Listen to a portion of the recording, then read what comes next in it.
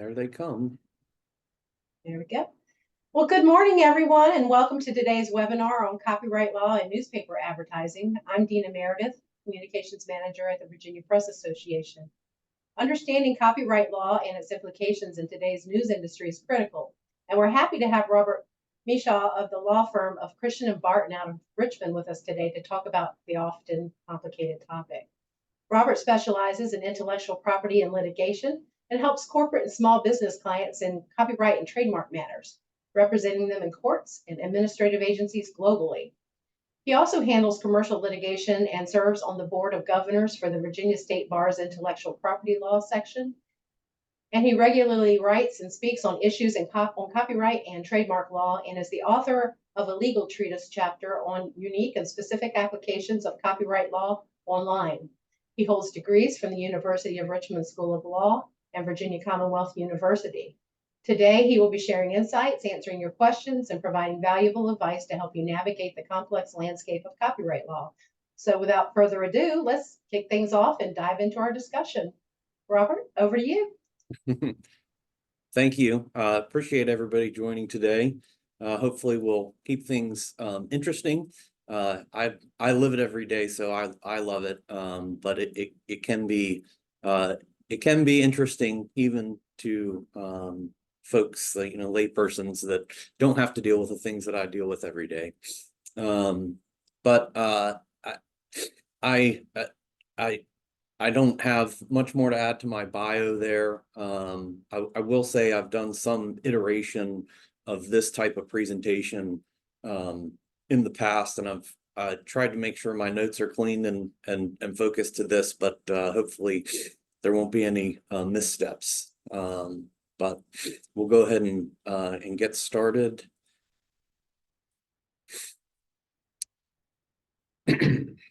So advertising is undoubtedly as old as commerce and civilization, but the ways it was previously done and today's practices are quite different. Apparently, the first advertisements used to promote goods and services were on clay or bronze tablets. Then we saw them through town criers, and then painted signs. And as technology advanced further, advertisers adopted new methods. Then came print advertising, posters, iconic alcohol ads, and now internet, web, and social media advertising. Advertisers are currently using brochures, pamphlets, billboards, online communications, commercial text messages, email advertisements, and several other advertising tools. Considering the available of multiple ways to make products visible, target consumers, and increase their sales, more and more businesses are continuously turning towards advertising, thus making the industry more and more competitive. Apart from being highly competitive, most entrepreneurs and small businesses find advertising to be a costly affair, way beyond their budgets. When investing in advertising, whether print, television, radio, internet, or other forms, an advertiser must design its campaign to achieve the greatest possible market impact and avoid legal deficiencies and other circumstances that may result in costly disputes or adverse and unwanted publicity. The desire to make a quick buck with little or no investment sometimes entices people to advertise their business by using the intellectual property of others, while others are resorting to independent contractors in the gig economy that may or may not be in the same country. And this matters because intellectual property laws are bound by territorial limitations. So what's the next technological leap for advertising? Like most things, probably generative AI. Each method of advertising and content creation involve intellectual property ownership and authorship issues, infringement risks, and something else we'll discuss, affirmative defenses. So why do we have the framework of intellectual property laws that we do? And the purpose there is to try to balance the protection of intellectual property without stifling its creation.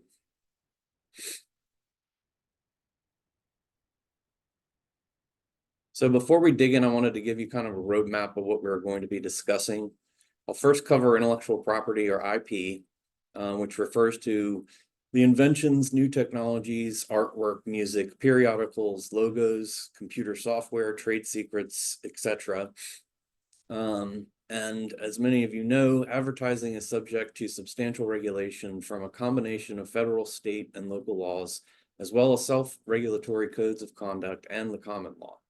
These include the Federal Trade Commission Act, or the FTCA, federal laws implemented by the Federal Communications Commission, such as the Communications Act and the Telecommunications Act, and the Telephone Consumer Protection Act, the Food, Drug, and Cosmetic Act, the Lanham or Trademark Act, self-regulatory guidelines like those of the Digital Advertising Alliance, Children's Advertising Reviewer Unit of BBB National Programs Incorporated, and common law restrictions on commercial speech.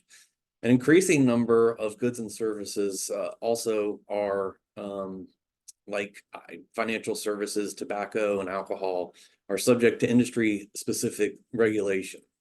So given the breadth of legal ramifications for advertising, we're going to focus on the fundamentals, more specifically on copyright law and its intersection with advertising. So what exactly is IP? Traditionally, there are 4 categories: copyrights, patents, trademarks, and trade secrets. IP has no intrinsic value when created. It merely represents value. IP laws offer creators an opportunity to exploit their creations in hopes of realizing a return on their investment of time and capital into the creative process. Any IP asset can be subject to both US and international laws, but we'll be focused on IP rights protected by US laws in today's presentation. Legal protection of IP rights has a long history. As legal systems in different civilizations matured, the legal protections afforded, as well as the justifications for these legal protections, evolved. As you may have guessed, our current system of federal copyright, patent, and trademark laws, and common law trademark rights, as well as more rights, name, image, and likeness protections, and trade secrets were all derived from the English system. As you can see from the slide, the 4 categories protect different subject matter, but our focus today is on copyright law. So let's dive in. Copyright protection is generally offered to, quote, original works of authorship fixed in any tangible medium of expression, now known or later developed, from which they can be perceived, reproduced, or otherwise communicated, either directly or with the aid of a machine or a device. That's the statutory definition of what a copyright is. Copyright does not protect an idea, fact, or things that are functional, such as a machine. The work must be original to the author and can be the result of copying, and must be fixed in a tangible medium of expression, such as paper, canvas, film, or even a computer screen. Originality is de minimis, but what is expressed and recorded must contain some creativity. For example, the story of Rapunzel comes from German folklore and has been told in numerous different ways. Each version contains a crotchety old witch, a tall tower, a girl with ridiculously long hair, and a beau that will do anything to see her. But the idea is expressed differently by each artist that composes a new version or animated story of it. I have 2 daughters, so I have seen a lot of Disney princess movies, but I would advise against making any Rapunzel story that is substantially similar to Disney's version, Entangled. Plus, Disney is notoriously litigious and a fierce defender of its intellectual property.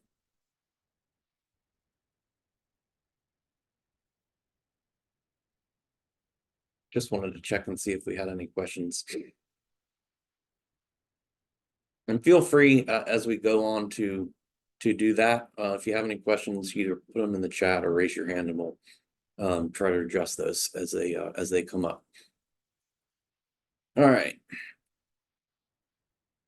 So copyrights are ubiquitous, and our laws protect many different types of expression. Obvious examples are the written word, visual art, songs, pictures, and motion pictures, also called audiovisual works. But copyright also protects the selection and arrangement of facts, software, Both sheet music with or without lyrics and the performance of that music, choreography, architecture, and even boat hull designs.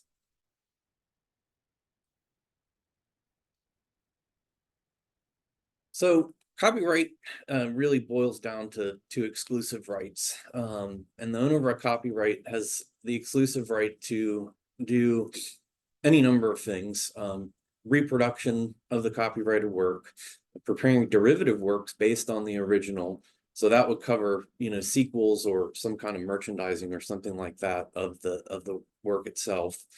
The distribution of the copy to the public by sale or other transfer of ownership, or by rental, lease, or lending, which we typically call licensing. They also have the exclusive right to perform the work publicly and display it publicly. Songwriters, musicians, and singers, and more likely the folks that produce and distribute music, also convince Congress to protect digital audio transmissions, but this does not include the transmission of audiovisual works. Each of the exclusive rights may be separately retained, licensed, assigned, or transferred by the copyright owner. Although trademark protection is automatic, vesting on creation and registration of the work with the Copyright Office is not necessary to enforce the exclusive rights of copyright. Whether the work is created by one or more authors are typically considered the owner of the work. But when the author has been hired by or is an employee of another person or entity, the principal is considered the owner of the work. Generally speaking, this is called a work made for hire, but not everything created by an agent is considered a work made for hire. Under statute, work made for hire, the work must be either A, prepared by an employee within the scope of his or her employment, or B, specially ordered or commissioned for use as a contribution to a collective work. So that would be like an article for a periodical or newspaper, as part of a motion picture or other audiovisual work, as a translation, supplementary work, compilation, instructional text, test, answer material for a test, or an atlas. Why these 9 categories were selected is beyond me, but of those, it's only a work made for hire if the parties expressly agree in a written instrument signed by them that the work is to be considered a work made for hire. And outside of the employer-employee relationship, ownership will not transfer from an independent contractor to the person or entity that commissioned the work to be created unless it is signed by the independent contractor. So let's talk a little bit more about who can own a copyright. Does anybody remember this guy? This is the famous monkey selfie. A few years back, PETA tried to convince a court that this photo was owned by the monkey. The court rejected the arguments, and I guess now anybody can use this image. More recently, the Copyright Office has been trying to figure out what to do about generative AI. For now, the rules say that the author must be a human and that generative AI is not registrable or protected by the Copyright Act.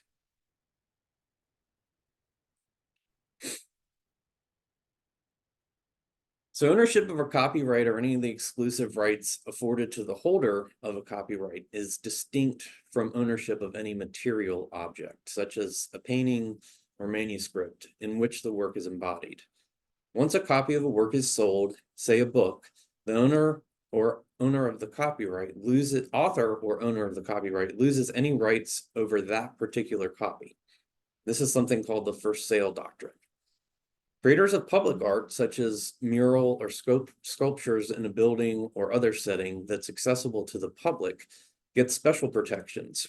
These are called moral rights, and this is under the Visual Rights Act of 1990. Under that act, works of art that meet certain requirements afford their authors additional rights in the works, regardless of any subsequent physical ownership of the work itself, and regardless of who holds the copyright to the work. So an example would be a painter may insist on proper attribution of their painting, and in some instances may sue the owner of the physical painting for destroying the painting, even if the owner of the painting lawfully owned it. All right. So how long do copyrights last?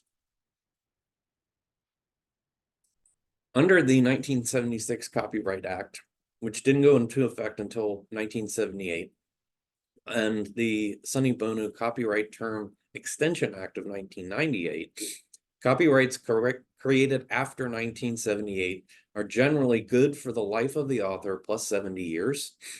For a joint work, the rights endure for a term consisting of the life of the last surviving author plus 70 years.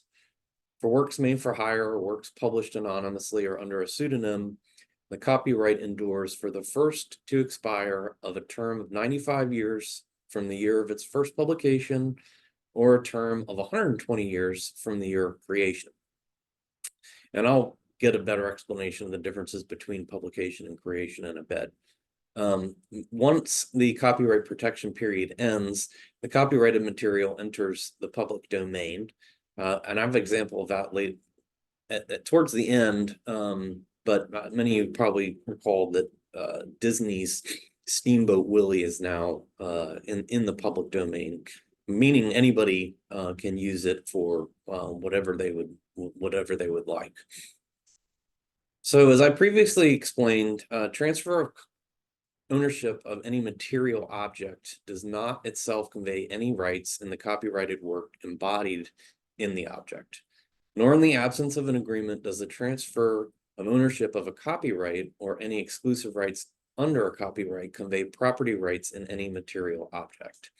The 1976 Copyright Act not only extended the terms during which copyright protection is available, but also instituted other legal protections allowing creators or their successors to terminate a copyright transfer. So we call this copyright termination. So the copyright owner may not have equal bargaining power or the information necessary to evaluate the value of a copyright interest when a transfer is first contemplated. Recognizing that the bargaining position of the creator and the value of a creator's work may be non-existent or difficult to determine when a work is first created, Congress enacted a right of termination under the 1976 Copyright Act.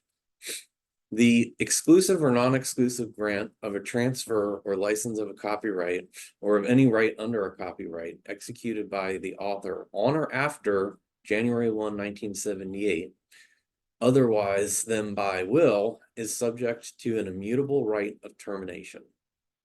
So the termination must occur either 35 years from the date of the transfer, or if the grant covers a right of publication, the earlier of 35 years after publication, or 40 years after the execution of the transfer.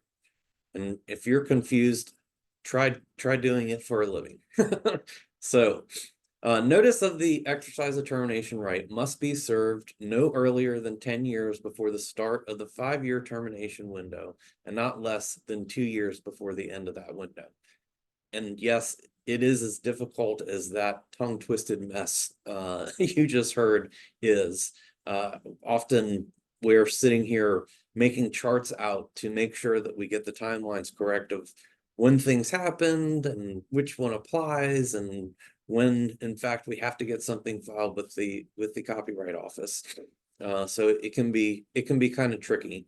But the right of termination will lapse if it's not exercised within the statutory time limits. So it's very important to get all of those dates correct, because you really are giving up an opportunity to recapture a lot of value that may not have been initially noticed when the work was initially transferred to someone.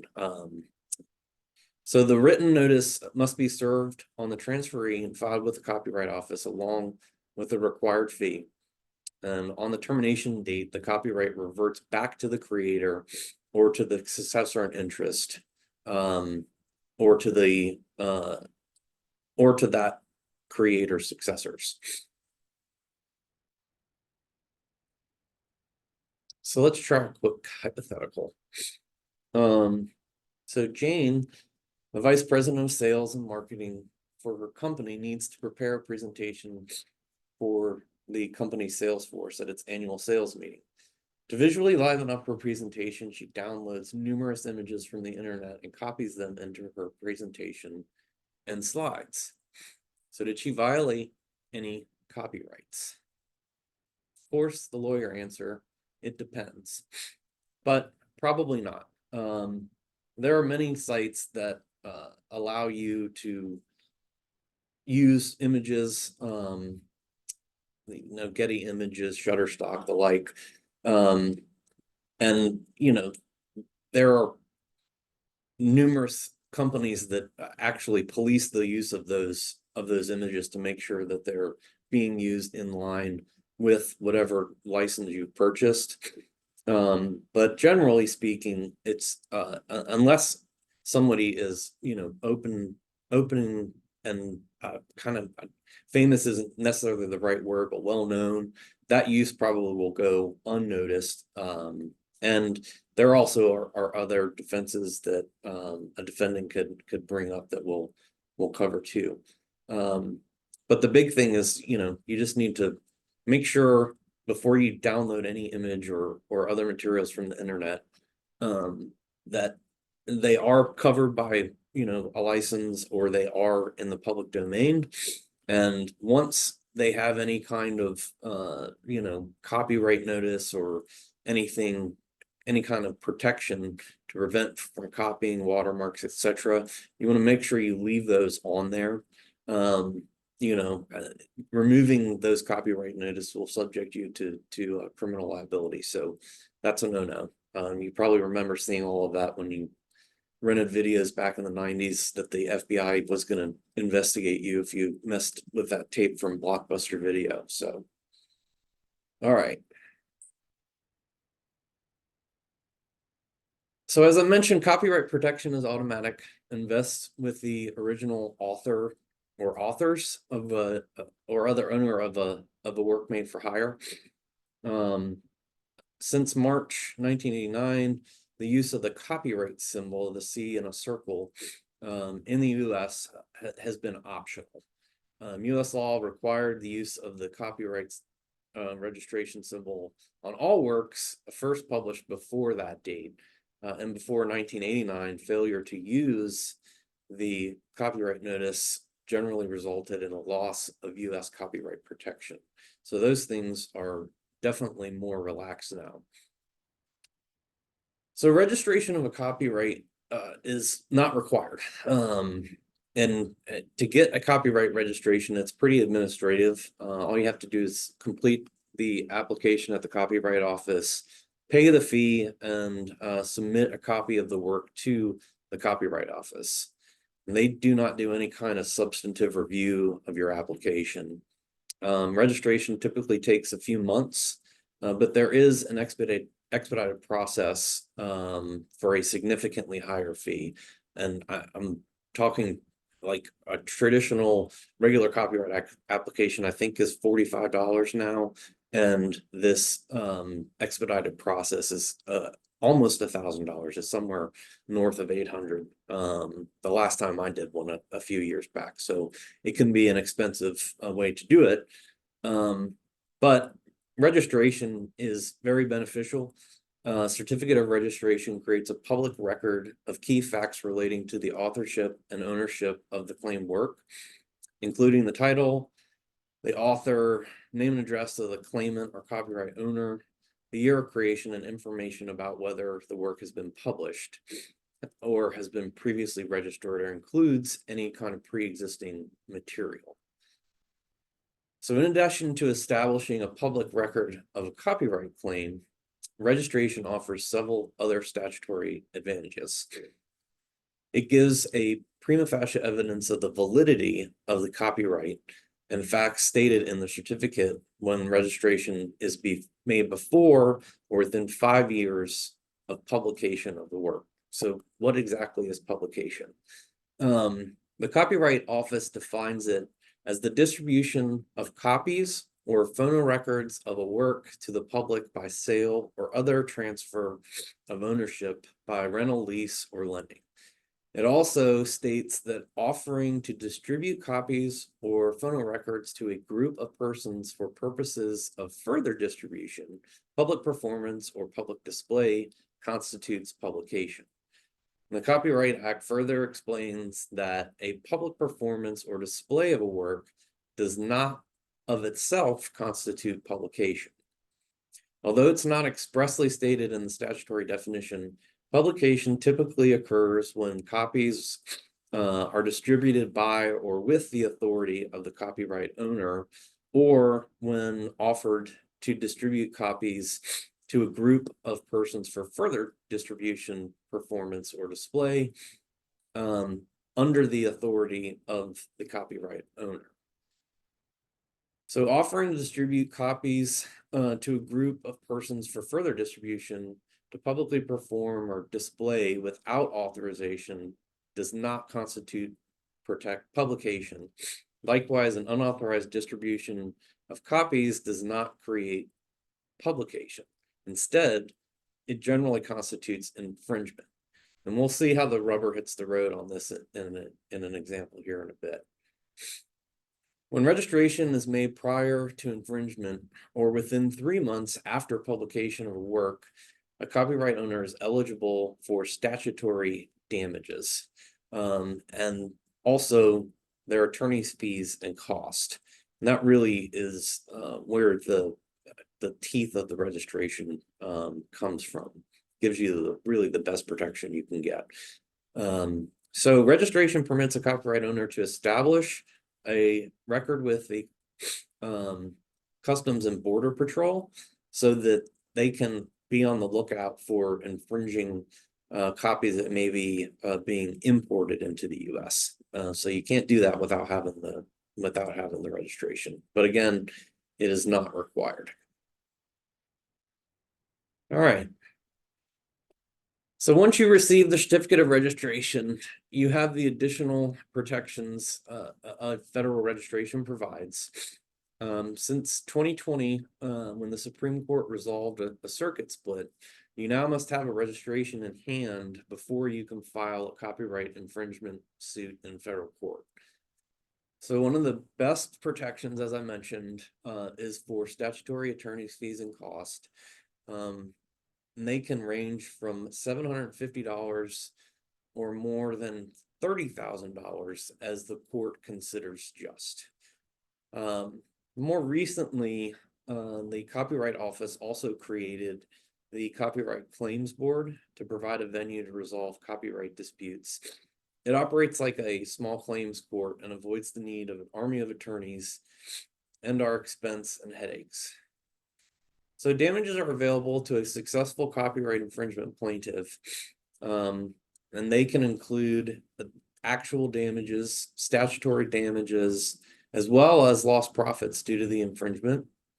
And when there's willful infringement, those damages can be trebled. So if you're going off of the statutory damages number, a court may award up to $150,000 per work infringed. You can't get that if you don't have a registration. And another limitation is you have to have the registration before any infringement begins in order to be eligible to receive statutory damages. As I mentioned, a court can also assess costs and attorney's fees. And another thing with willful copyright infringement, although a private citizen can't bring it, it can result in criminal penalties, including imprisonment of up to 5 years and fines of up to $250,000 per offense. Okay. So, on to advertisements. As I mentioned, the following works do not qualify for copyright protection. So words and short phrases such as names, titles, and slogans, that would generally be protected by trademark rights. So there's always kind of this intersection between trademarks and copyrights and advertising. But we want to focus on, what copyright will protect in those advertisements. So it has to be, copyrightable subject matter. So variations of typographic ornamentation, lettering, or coloring is not gonna do it. Familiar symbols or designs also are not eligible for protection. And doing something like just a list of ingredients or contents or something like that also is not creative enough for copyright protection to apply.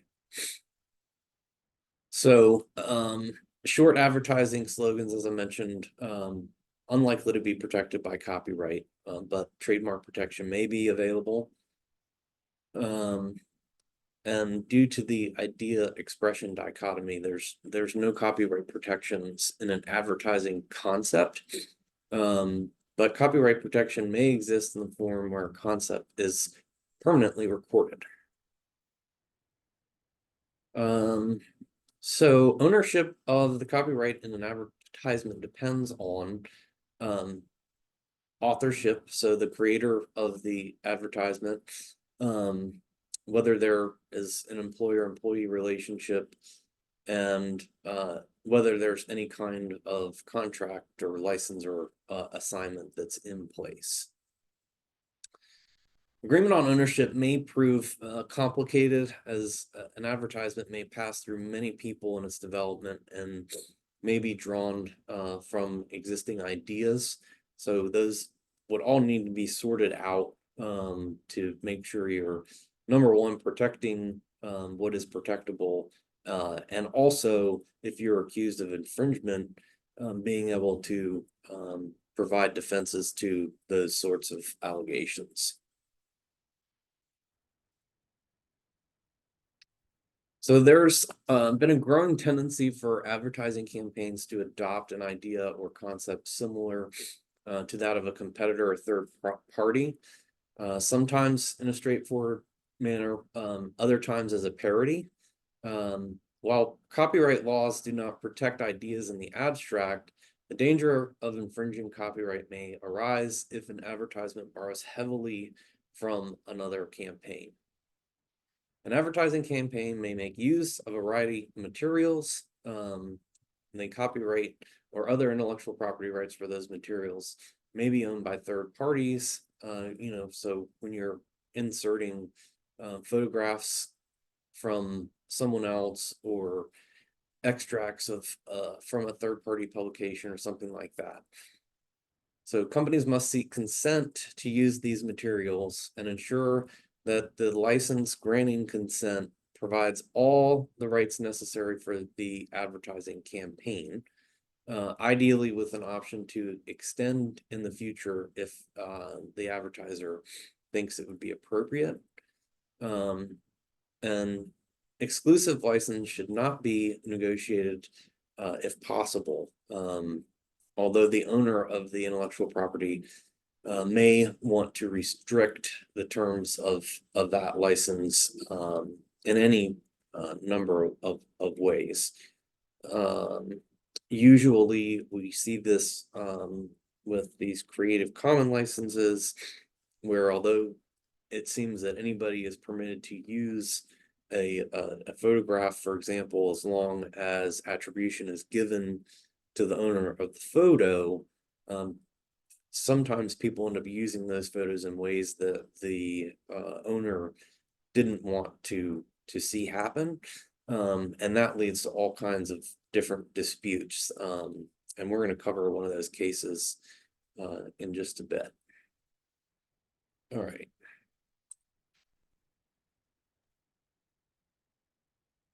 So where an advertisement incorporates copyright without permission, then in addition to the time and money that may be incurred defending a claim of infringement, the unauthorized use could also result in significant time and cost, as the infringing advertisement would need to be taken down and redone. Therefore, it is essential that when advertisers are putting together an advertisement, they consider the copyright protection vesting in these works, whether the permission from third parties should be sought and the consequences of not doing so.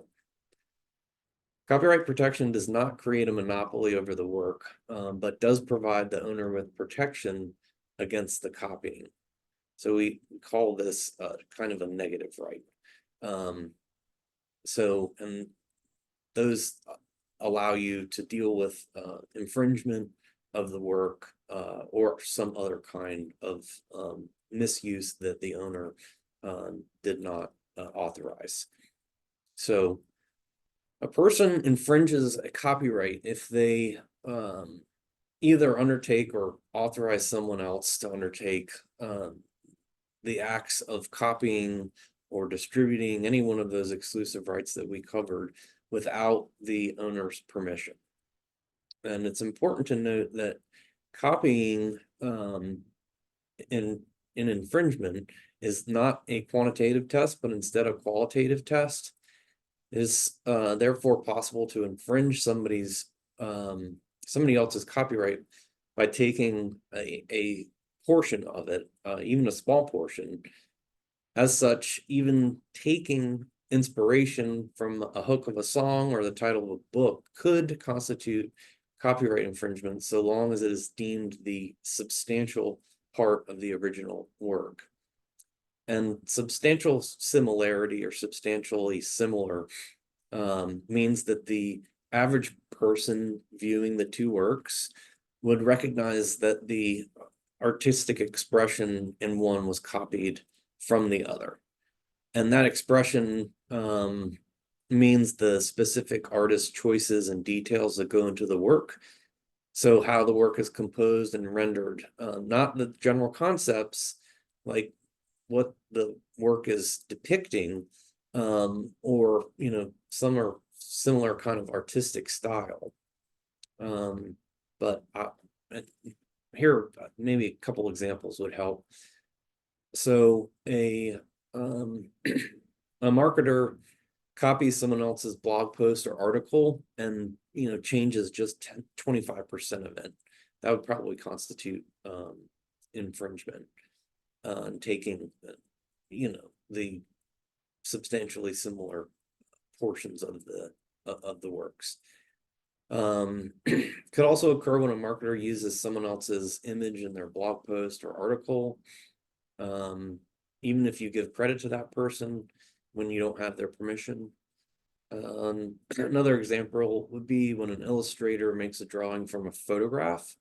So if you copy the artistic expression of the photograph, like the subject matter, lighting, point of view, those sorts of things, then you may have infringed the copyright in the photograph that you're drawing from. Another example would be when a marketing campaign uses slogans, images, and pages that are designed to be substantially similar to those used by someone else. And sometimes we see that happen with parodies, but the law provides a defense to those sorts of uses. It's essential that advertisers and agencies alike consider whether they have overborrowed from an existing work or gleaned more than mere inspiration when they are creating an advertisement. Excuse me just a second.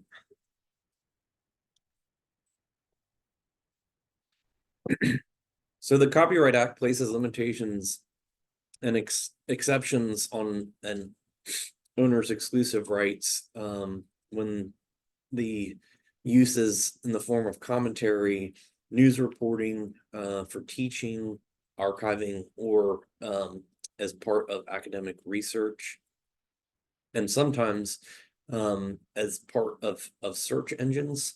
And this is what's known as a fair use.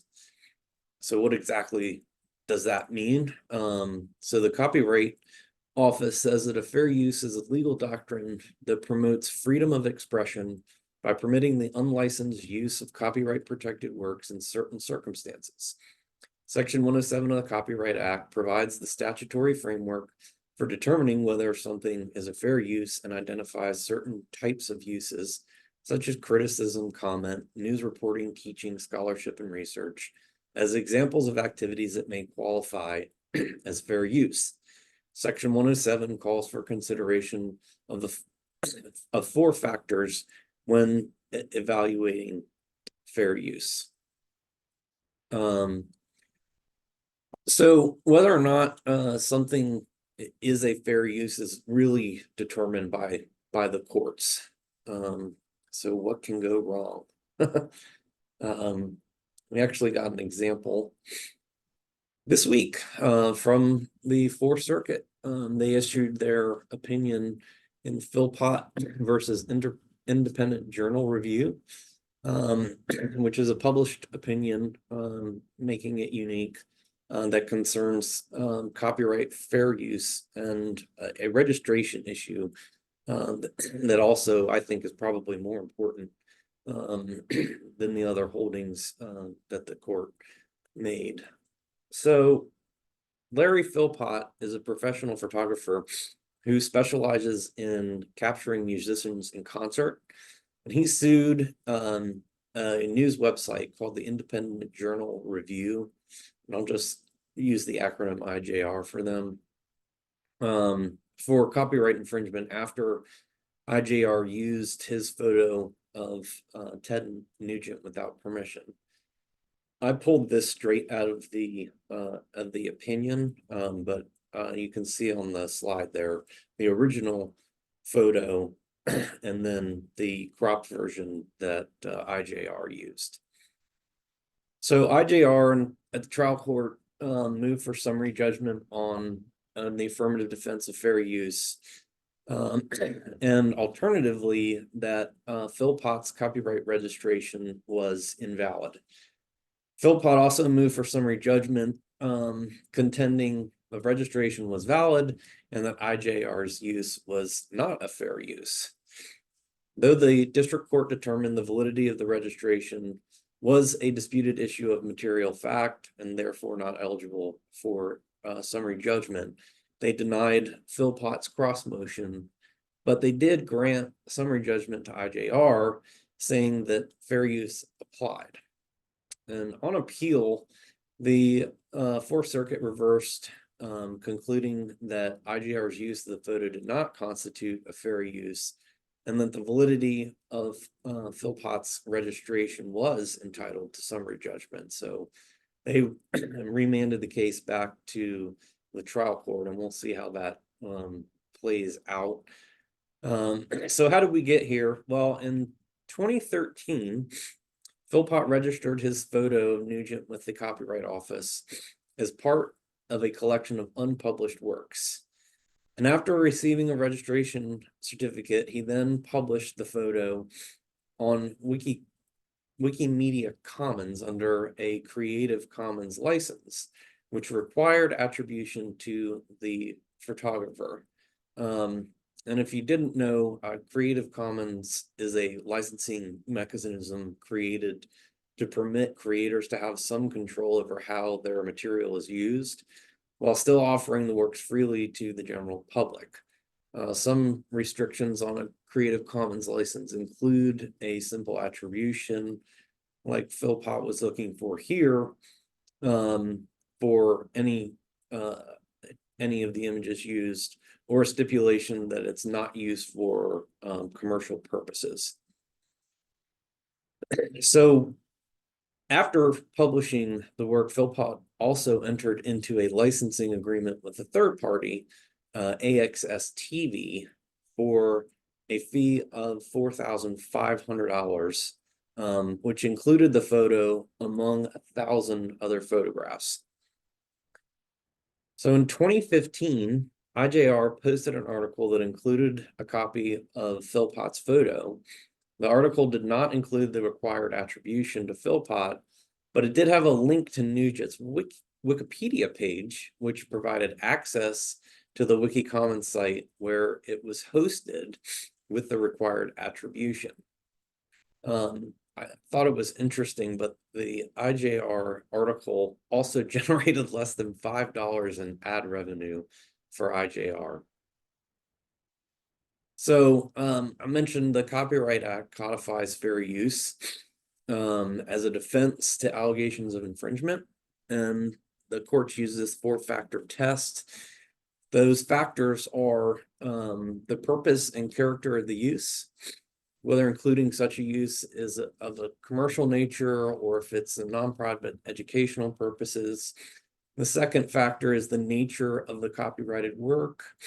The third, the amount and substantiality of the portion used in relation to the copyrighted work as a whole.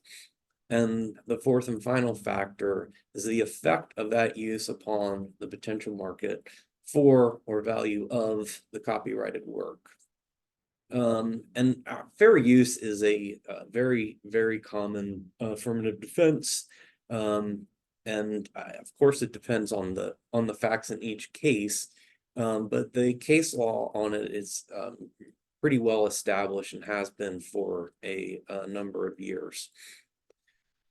So the Fourth Circuit, oh, one more quick thing. When the courts are evaluating these 4 different factors, they have to look at all of them and view them in the light of the purposes of copyright. So they want to, when appropriate, afford the owner of the copyright with the most protection available. So, as I mentioned, the Fourth Circuit disagreed with the trial court's finding on fair use. In fact, on each of the 4 factors, they disagreed and said that they weighed against IJR. The opinion kind of reinforces fair use principles and the protection afforded to creative works. But I think it may have more significance for answering the question of whether an offer of distribution constitutes publication under the Copyright Act. So a work is published for purposes of the Copyright Act when an individual, as I said, offers to distribute copies of that work to a group for the purposes of further distribution or display. So IJR argued that the photo was published through Philpott's agreement with that third party, AXS TV. But the Fourth Circuit determined that the agreement contained no offer to distribute or publicly display copies of the photo to AXS TV.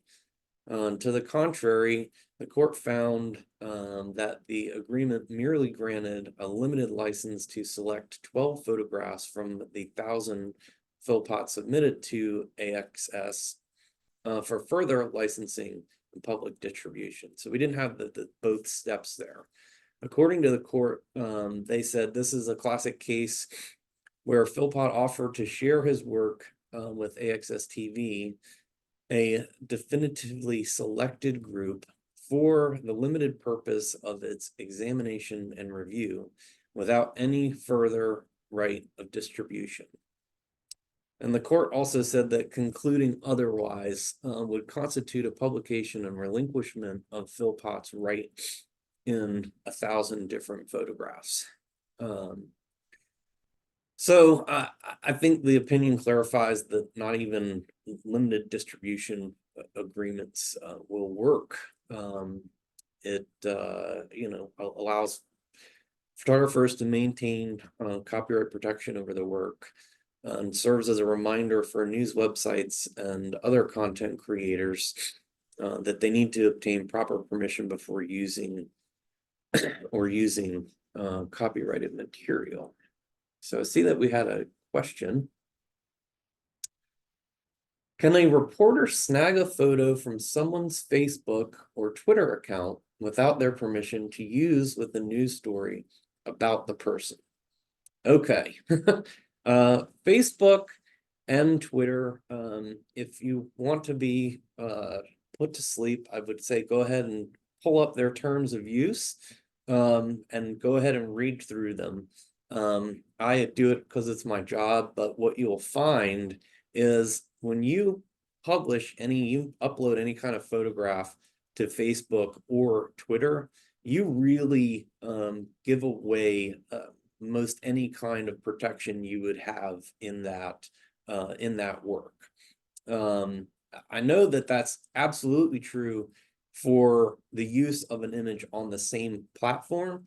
Some terms of use will, include that caveat. So, if you retweet something, that's not going to create any kind of liability to the person's that's doing the retweeting of somebody else's post. But if you take it off of that service, there was a case a number of years ago, it was almost 10 years ago, where a French photographer had taken a photo of the aftermath of the earthquakes in Haiti and uploaded them onto Twitter, and the AFP ended up lifting that image and putting it in their article, and they were found to be liable to the photographer because they misused the photograph. He put it on Twitter, expected it to be used within the Twitterverse and not outside of that.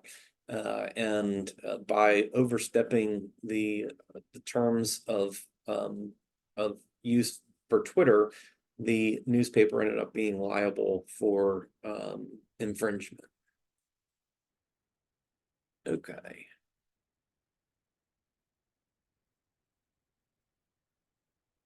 All right, we'll keep going here. Have about 10 minutes left, it looks like. All right.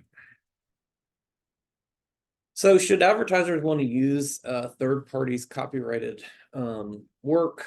The safest option is to approach that owner directly and get express permission. But given that copyright protection does not require a registration, it can sometimes be difficult to figure out exactly who owns the work that you want to use. With no register to check ownership details of work, it can be elusive for some advertisers. The industry, of course, is aware of these kind of challenges, so they have licensing bodies that have been created to take responsibility for granting license for using certain works. For example, there are many licensing companies that provide material that can be included in an advertisement, such as Getty Images, Shutterstock, etc. But before using that material, you need to make sure and check that there are no limitations in the license to not use it commercially. The same goes for Creative Commons licenses. So if an advertiser wishes to use a song in the background of their advertisement, they will have to consider the copyright that exists in the music, the production, and the lyrics of the song. So multiple things happening there. And get a license, getting a license from a licensing body may not clear all potential risks. So even in these situations, a third party could still claim ownership of a work, and you want to avoid that if possible. So for example, would be that the track could contain uncleared samples that might leave an advertiser at risk for a claim made against them. So, we generally recommend seeking counsel's advice before incorporating any third-party materials into an advertisement. And I found a comment from someone that summed it up pretty well. If you're not creating content, you don't exist on the internet. We understand that. So these tweets, images, blog posts, comments, all of those things are content, right? And marketers know that when done correctly, this content marketing can be a very valuable marketing channel. And as this commenter said, content marketing refers to creating information content that has value to others. The creator of that content ultimately wants to sell a product or service to prospective buyers who would benefit from the content, but the goal of content marketing is rarely to sell directly. Instead, the goal of content marketing is to encourage people to read and perhaps engage with the content itself, and to begin developing a relationship with the person or entity that created that content. So some best practices would, do consider the various types of work that might have copyright protection. Do attempt to seek the owner's permission before using their work. Do ensure assignments are in place to cement any copyright ownership of a work, particularly when undertaking work between advertisers and advertising agencies. Don't presume that by commissioning the creation of a work that you will retain ownership of the copyright in place of the creator. Don't fall into the trap of thinking copyright infringement is decided by a qualitative test. Using any substantial part of work can be deemed as copyright infringement. Don't assume that using a licensing body or a Creative Commons license will ensure you are avoiding copyright infringement. And don't use images you randomly find online unless the copyright owner has given you written permission to do so. You can also search for images that can be used commercially with an advanced search that allows you to specifically search content that has that kind of usage right. So one final word of advice. Here's our friend Steamboat Willie. Works that exist in the public domain once had these copyright protections, and those either have expired or are forfeited by the owner. And this is just a recent example, but like I said, about Disney movies, I wouldn't go about using these images or anything substantially similar to them, or you might find yourself on the receiving end of a copyright infringement suit. All right. Well, did anybody have any other questions?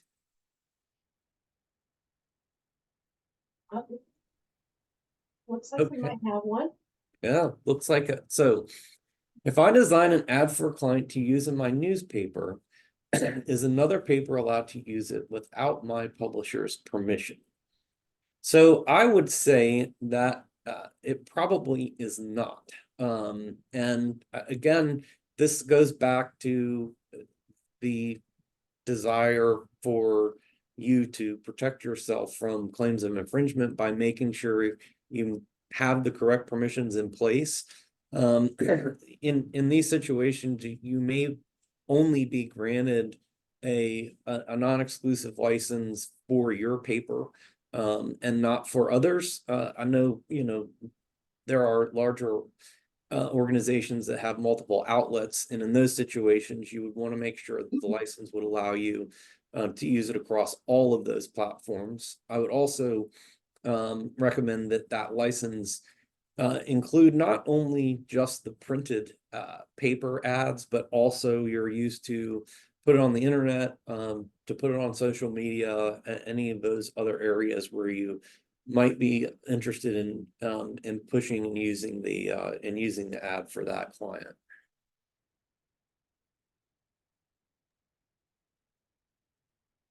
Oh. All right. Can a news headline play on the lyrics of a popular song without infringing copyright?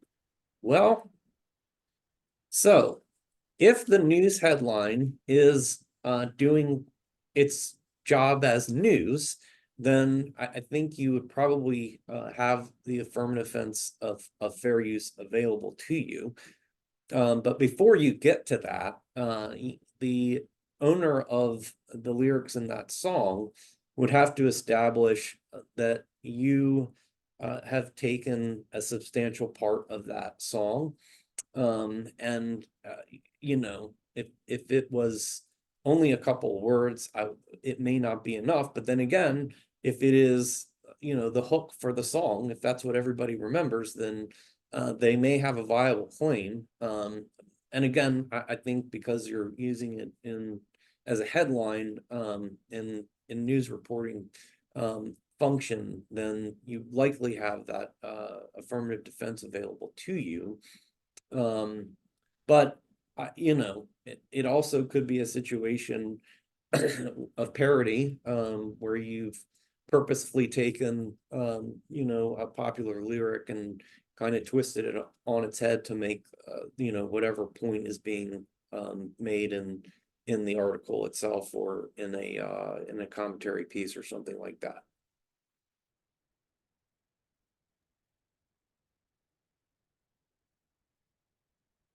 Well, doesn't look like we have any more questions, but I wanted to say a few things before we go. So maybe someone else will ask a question in the middle of that. Robert, Okay. I wanted to thank you for being with us today to share such helpful information. And thanks to everyone else for attending today. We'll be sending everyone a link to today's slides, the video, and a survey after today's program. And I know everybody hates surveys, but I promise this one's very short, and it will help us determine what kind of programming you want and need in the future. Also, the VPA News and Advertising Conference and Awards Banquet will be held on May 4th at the Omni Hotel in Charlottesville. So mark your calendars now. We'll have some exciting interactive workshops, exciting speakers, and we'll cap it all off with a celebration of VPA's award winners. So save the date. Stay tuned for more details in your inbox coming soon. Did you have anything else you'd like to say? Just wanted to say thanks for the opportunity to give the presentation. I hope everybody found it enjoyable. And I will forward my contact information, and happy to answer any further questions anybody might have in the future. Well, thank you so much. Hope everybody has a great day. Thanks. Bye.